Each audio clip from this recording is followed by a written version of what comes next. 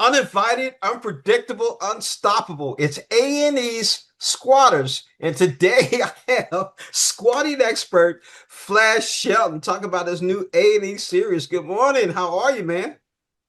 Hey, I'm doing well. Thanks for having me. Well, I'm a little excited about this because the first episode that I was watching happened in the city that I was born in, Vancouver, Washington. So I I got a kick out of it. So that was great, man. Let's talk about this series because I was very interested watching that episode. Well, I think that, for me, people need to understand this is real life. This is not TV. This is something that you need to be aware of, that you're going to see that squatters are normal looking. They have nice cars. They have good jobs. They can be your neighbor and you have no idea. Squatters are also mostly quiet. They stay to themselves because they don't want a lot of attention. And I bring that attention to squatters and it helps me get them out. Let's talk about how you got started with this. Let's go back to 2019. Yeah, my dad had passed away, and it was in a remote town in Northern California. So I felt like, my family and I felt like we needed to move my mom closer to us.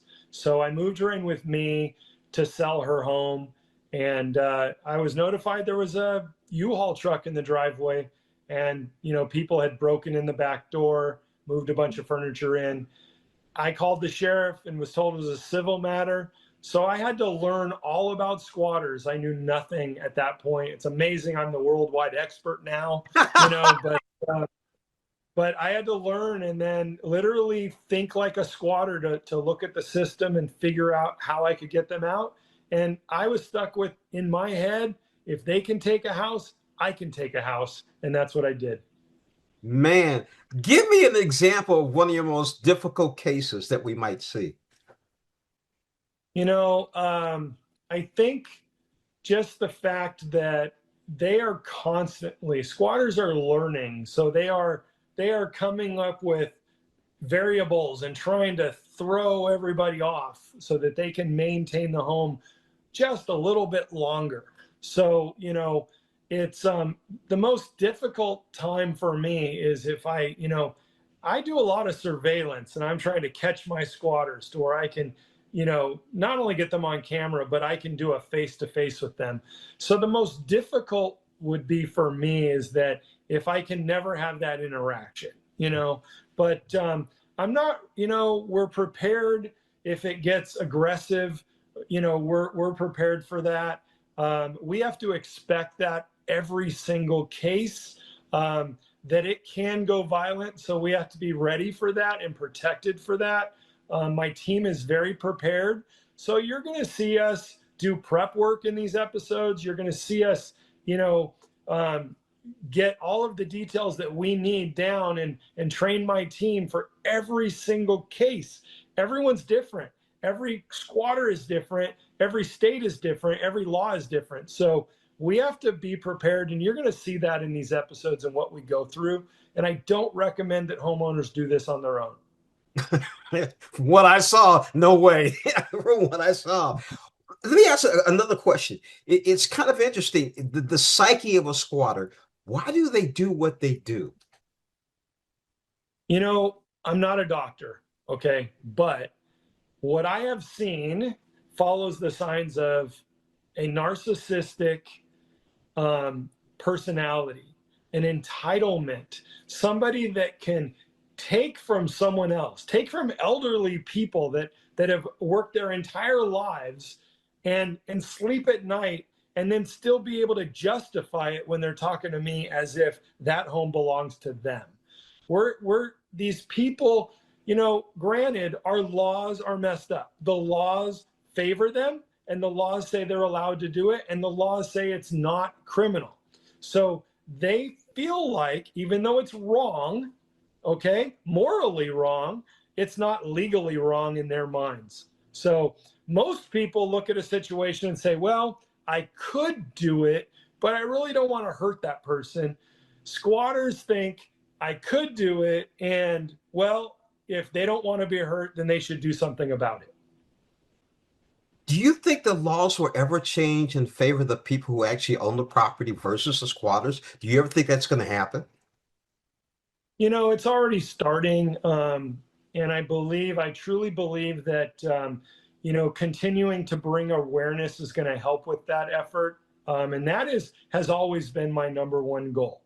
Instead of helping one at a time, I can help everyone with law change. So I do believe that laws will change, and not necessarily favor homeowners. I just want it to be equal across the board. And I want a solid line between non-paying tenants and squatters.